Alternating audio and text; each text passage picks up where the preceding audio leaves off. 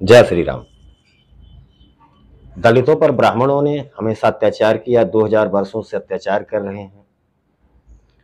उनको वंचित, शोषित और पढ़ने तक का अधिकार नहीं दिया। जैसी ये जो कपोल कल्पित बातें या कहानियां हैं, इनको सुनाने वाले कुछ महानुभाव जैसे वामन मेश्राम, दिलीप मंडल और इनके साथ अनेकों जो अपने आप को दलित का शुभचिंतक कहते हैं, लेकिन दलितों के मन में ही ब्राह्मणों के खिलाफ एक जहर भर रहे हैं।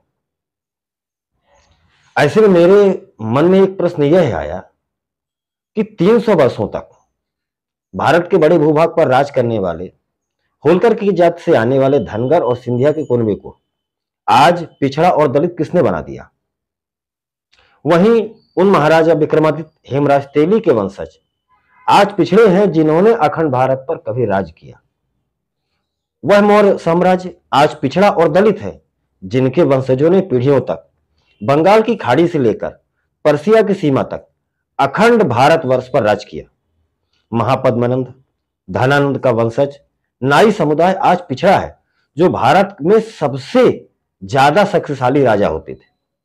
हिंदुओं के सबसे बड़े पवित्र धर्म ग्रंथ रामायण के रचयिता भगवान श्री राम की अर्धांगिनी माता सीता को अपने आश्रम में शरण देने वाले, भगवान श्री राम के पुत्रों का पालन पोषण करने वाले और उनको शिक्षा देने वाले महर्षि वाल्मीकि के वंशज आज पिछड़े और दलित कैसे रह गए?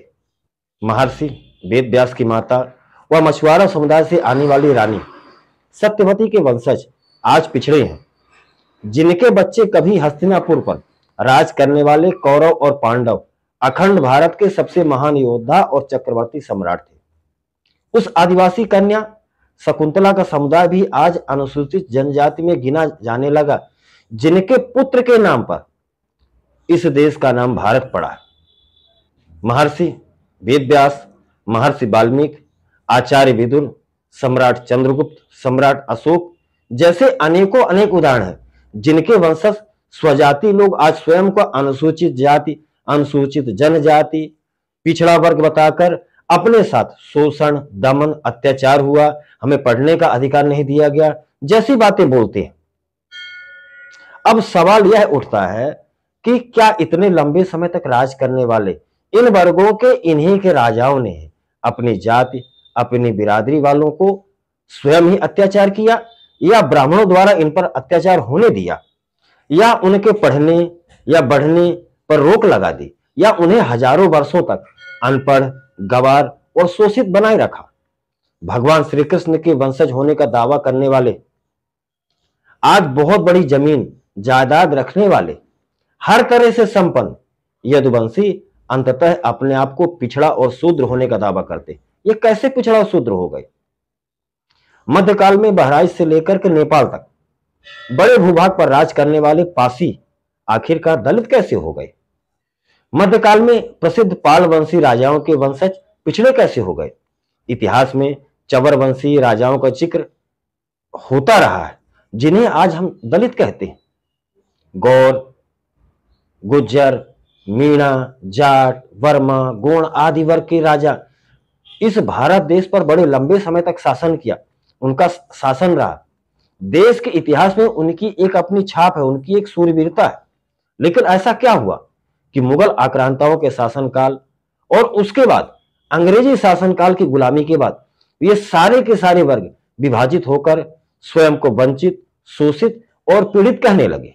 क्या किसी ने यह विचार किया कि कहीं विदेशी आक्रांताओं ने ही तो हमारे हिंदू या सनातन समाज में फूट डालने के लिए यह राजनीति हम पर थोपी और हिंदुओं को विभाजित करने के लिए दलितों पर अत्याचार जैसी नैरेटिव उन्होंने सेट किया? और यहीं तक नहीं, हम आजाद होने के बाद भी विभाजन की दोधारी तलवार से समस्त हिंदू समाज को काटने और बांटने की रणनीति के चलते ही 1947 के बाद इस विभाजन को और गहरा किया गया, और यह गहरा किया गया राजनीति के कारण। जो नेता आज स्वयं एसटी, एससी, ओबीसी जैसे पदों पर है और वह मुख्यमंत्री बना हुआ है, उसके बावजूद अपने आप को शूद्र घोषित करता है, अपने आप को पीड़ित बताता है। वो व्यक्ति जो 3-3 पीढ़ियां आरक्षण लेकर के कहीं प्रोफेसर, कहीं लेक्चरर, कहीं प्रिंसिपल हैं, वह आज बड़ी बड़ी मंचों में खड़े होकर कहते हैं कि हम पर अत्याचार हुआ। यह कैसे संभव है कि तुम्हारे बाप दादों ने राज किया, तुम आज नौकरी पर और अच्छे पदों पर हो, उसके बावजूद भी तुम यह कहो कि हम पर अत्याचार हुआ, हम दलित रहे, हम शोषित रहे। यह कैसे संभव है?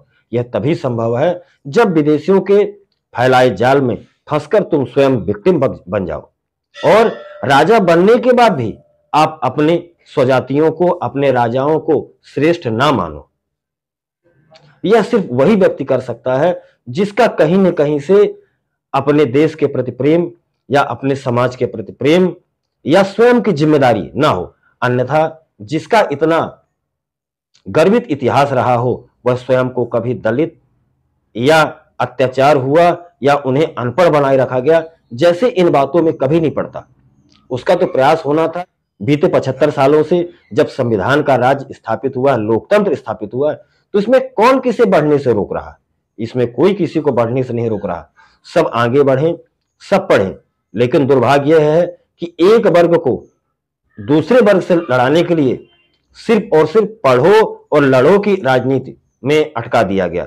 वरना इस देश के संविधान बनाने वाले बाबा साहब अंबेडकर ने तो अपने समाज के लिए कहा था कि पढ़ो और आगे बढ़ो, अर्थात विकास करो। लेकिन यहां बाबा साहब अंबेडकर का ही नाम लेकर के, उनकी ही बातों को कोट करके अपने ही मनगढ़ंत बातों को रखते हैं और कहते हैं कि तुम पढ़ो लेकिन आगे बढ़ो नहीं।